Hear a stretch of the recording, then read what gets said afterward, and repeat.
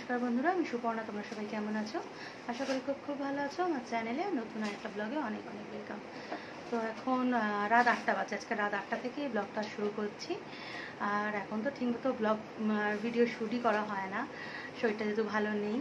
আর প্রায় অনেক দিন পর আজকে একটু বাইরে বেরোচ্ছি। সেই জামাই ষষ্ঠীতে মায়ের বাড়িতে গিয়ে সময় কাটিয়েছিলাম, তারপর মানে মাঝে দুদিন মাত্র ক্লাবে গেছিলাম, তারপর এত লং টাইমেও মাত্র দুদিন ক্লাবে গেছিলাম। একদিন আমার জন্মদিনের দিনে, একদিন গৌতমের জন্মদিনের দিন, আর মিডিলে একটা নিমন্ত্রণ পড়েছিল। এই 3 দিন মাত্র বেরিয়েছিলাম, নাহলে পুরো ঘরের মধ্যেই জীবন কাটছে। ঘর থেকে আর বেরোই না, ভালোও লাগে না, মনটাও ভালো থাকে না।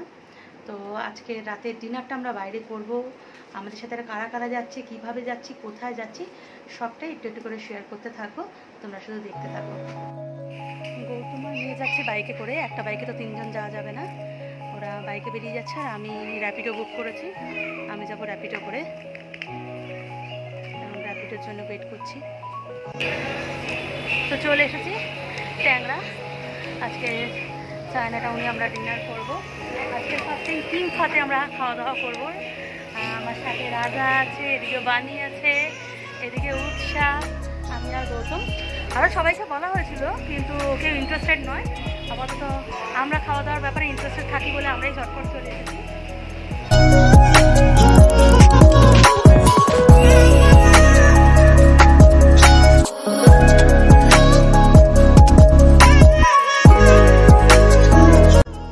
নিচটা পুরো ফাঁকা, অ্যাম্বিয়েন্স যে খুব একটা হামরি তা নয়।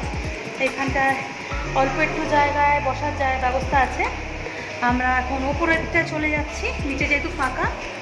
ওপরে দেখি, ফার্স্ট টাইম আসলাম এখানে, শুনেছি এখানে খাবার কোয়ালিটি খুব ভালো, তার জন্যেই আসা।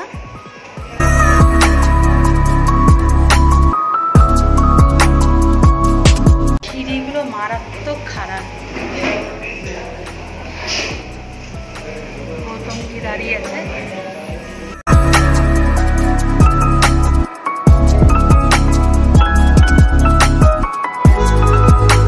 যেহেতু এই রেস্টুরেন্টে প্রথমবার এসেছি, ভেবেছিলাম হয়তো নিচের থেকে ওপরের অ্যাম্বিয়েন্সটা একটু বেটার হবে, কিন্তু একদমই না।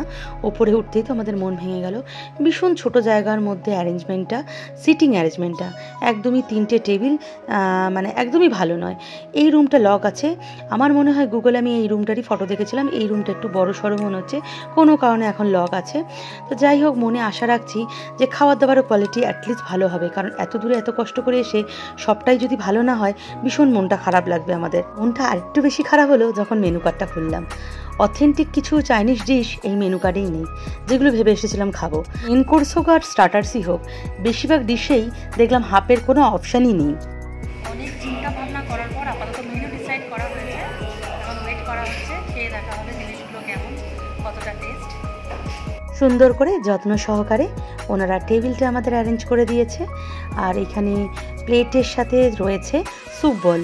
যেহেতু চাইনিজ খেতে এসেছি, স্যুপ তো খাবোই। আর যে মানুষটা ঘরে নিজের জল নিজে গড়িয়ে খায় না, সে এখানে আমাদের জল সার্ভ করে দিচ্ছে, ভাবা যায়। প্রথমেই চলে এসেছে সুইটকর্ন স্যুপ। সুইটকর্ন স্যুপটা আমি উৎসার জন্যই অর্ডার করেছিলাম, ও খেতে ভীষণ পছন্দ করে। আর একটা মিডিয়াম সাইজের সুইটকর্ন স্যুপ নিয়েছিলাম। চিকেন সুইটকর্ন স্যুপটা একদমই মনের মতো ছিল না, আমাদের কারোরই পছন্দ হয়নি। ভীষণ গাঢ় হয়ে গেছিলো অতিরিক্ত কর্নফ্লাওয়ার দেওয়ার জন্যে। কর্নফ্লাওয়ারগুলো নিচে ডেলা ডেলা পাকিয়েছিল। চিকেন ছিল ঠিকই, কিন্তু একটা কর্নের দানা আমাদের কারোর মুখে পড়েনি। একটা চিকেন থাই স্যুপ অর্ডার করা হয়েছিল স্মল সাইজের, তাও এই টেস্টটা মোটামুটি ঠিকঠাক ছিল।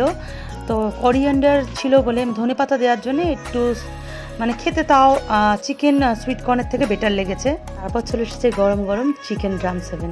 এটার হাফ প্লেটের কোনো অপশানই ছিল না, ফুল নিতে হয়েছিল, আর 15 পিস ছিল। পুরো ওপরটা ফাঁকা হয়ে গেছে, সবাই চলে গেছে। এখন শুধু ওপরটায় আমরা এখন ড্রাম স্টিক চলে এসেছে, খাওয়া হবে। আর ওইদিকে দেখো রাজাকে দেখো, আমরা তো ফটোশ্যুট করছিলাম, খাওয়া। আর আমরা খাবারটা রেখে আমরা 3 জনে, আমি, মেয়ে আর বাদি, 3 জনে আমরা ফটোশ্যুট করে নিয়েছি, কারণ খাবার পর তো লিপস্টিক উঠে যাবে আর ফটোটা ভালো আসবে না, তার জন্যে আগে ফটোটা তুলে নিলাম। এবার খাবার লোকটাও ছাড়তে পারছি না, খাওয়াটাও স্টার্ট করে দিই।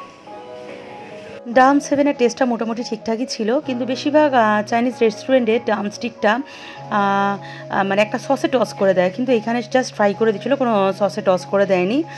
তো মানে খেতে ওভারঅল যেটা বলবো যে রোড সাইড যে রেস্টুরেন্টগুলো হয় পুরো সেই রেস্টুরেন্টের মতোই টেস্ট, খুব যে আহামরি টেস্ট যেটা শুনে আমরা এসেছিলাম ভীষণ ভালো টেস্ট, ভীষণ অথেন্টিক সব খাবার দাবার পাওয়া যায়, একদমই সেটা আমরা পাইনি। যে ড্রাম 7 কেজি তা নয়, স্টার্টার্সে আরও ছিল, ড্রাই চিলি চিকেন ছিল আর ছিল লেমন পেপার চিকেন। তো লেমন পেপার চিকেনটা যথেষ্ট টেস্টি লেগেছিলো ড্রাই চিলি চিকেনের থেকে। তো ওভারঅল এই দুটো বেশ ভালোই লেগেছে। তারপর নিয়ে নিয়েছিলাম মিক্সড রাইস আর তার সাথে ছিল মিক্স মেফুন। মেফুনটা খেতে উৎসার আমি ভীষণ পছন্দ করি। আর তার সাথে ছিল Szechuan chilli chicken. Fish item কিছু খাবার ইচ্ছা ছিল, কিন্তু আমি বুঝতে পারলাম না, একেই ছিল স্যাটারডে, তার মধ্যে রাত 9:30টার মধ্যে অর্ধেক খাবারই ওরা বললো যে পাওয়া যাবে না বা আমাদের কাছে এখন অ্যাভেলেবেল নয়। মানে এইটাই খুব খারাপ লাগলো। ইভেন যেটা হয় প্রন চিপস অবধি আমরা পাইনি রাত 9:30টার পর। মানে 9:30টার সময় আমরা ঢুকেছি, 9টা 9:30 নাগাদ বললো প্রন চিপস আর নেই, প্রন চিপস শেষ। মানে ভীষণ খারাপ লাগলো ব্যাপারটা যে মানে চায়না টাউনের মতো, মানে ট্যাংরা চায়না টাউনের মতো জায়গায় একটা রেস্টুরেন্ট, সেখানে নাকি আবার স্যাটারডে নাইট তার উপর, আর যে রাত 9টা 9:30টার পর থেকে অর্ধেক ডিশ অ্যাভেলেবেল ছিল না। কারণটা আমি বুঝতেই পারলাম না কি কারণ। তো যাই হোক, ওভারঅল খাওয়া দাওয়া মোটামুটি ঠিকঠাক ছিল, কিন্তু যেটুকু শুনে গেছিলাম একদমই সেটা নয়, একদমই আমরা স্যাটিসফাই ছিলাম না।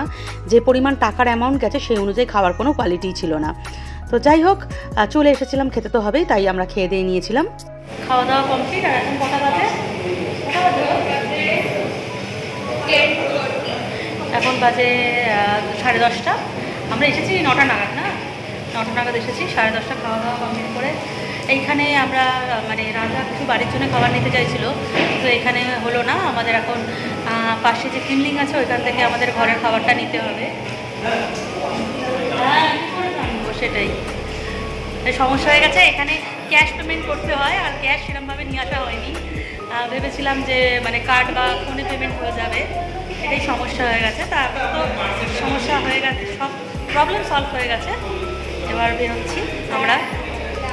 আর আমাকে তো, ওরা তো বাইকে বেরিয়ে যাবে, আমাকে একটা র্যাপিডো বুক করতেই হবে। এটা ভীষণ খারাপ, উৎসাহ ভাবছে আমি পড়ে যাবো, তাই উৎসাহ এখানে দাঁড়িয়ে আছে। ওটাই হয়, দেখি নেমে যাই, তারপর কথা বলছি তোমাদের সাথে। রেস্টুরেন্টে এসে টিস্যু করে মৌরি নিয়ে যাওয়া এটা আমার ভীষণ বড় একটা বাতিক। তো ওপরে তো কোনো রকম ব্যবস্থা ছিল না, নিচে এসে দেখলাম একটা টেবিলের কর্নারে একটু রয়েছে মৌরি ঠৌরি, তো ওইখান থেকে নিয়ে নিলাম।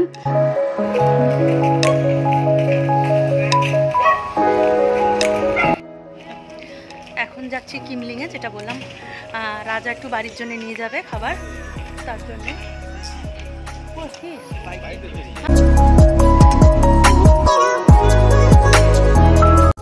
রাজা কিমলিংয়ে খাবার অর্ডার দিয়েছে, আর আমি এখানে আর দাঁড়িয়ে থাকতে পারছি না, খেয়ে দেওয়া দাঁড়ানো যায়, আমি তো বসে পড়েছি।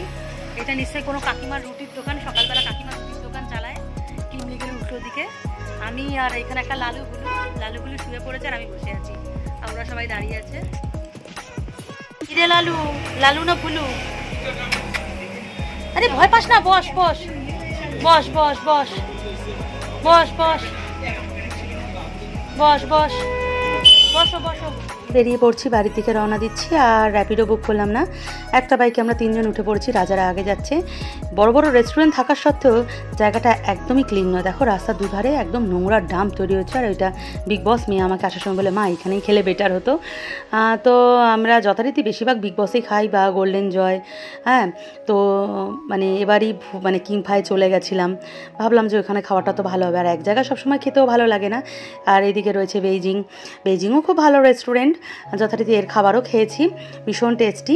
3 জন বাইকে ছিলাম বলে গৌতম একটু ভয় পাচ্ছিল যে রাস্তায় হয়তো ট্রাফিক সার্জেন্ট ধরতে পারে, কিন্তু অনেকটাই রাত হয়ে গেছিলো বলে কোনো প্রবলেম হয়নি। আর রাজা বলেছিল যে উৎসার বয়স যেহেতু 15, কোনো প্রবলেম হবে না।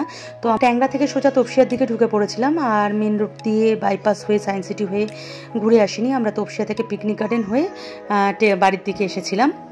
সবাই মিলে আজকে একটা খুব সুন্দর সময় কাটিয়েছিলাম। তো আমার জন্মদিনের পর এমনিতেই আমাদের রেস্টুরেন্টে যাওয়ার কথা ছিল, কিন্তু শরীর ভালো না বলে আমার যাওয়া হচ্ছিল না। তো আজকের প্রোগ্রামটা রাজার জন্যই সম্ভব হয়েছিল, রাজার বাণীর জন্যই, ওরাই প্ল্যান করেছিল। তো ওদের কথা তো আমি ফেলতে পারি না, তাই ওদের সাথে চলে গেছিলাম সময় কাটাতে। আর উৎসাহ ভীষণ এনজয় করেছিল, খেতে যেহেতু ভালোবাসে। তো আজকে ব্লগটা এইটুকুই থাকলো, তোমরা সবাই ভালো থেকো, সুস্থ থেকো, চলো ভাই, গুড নাইট।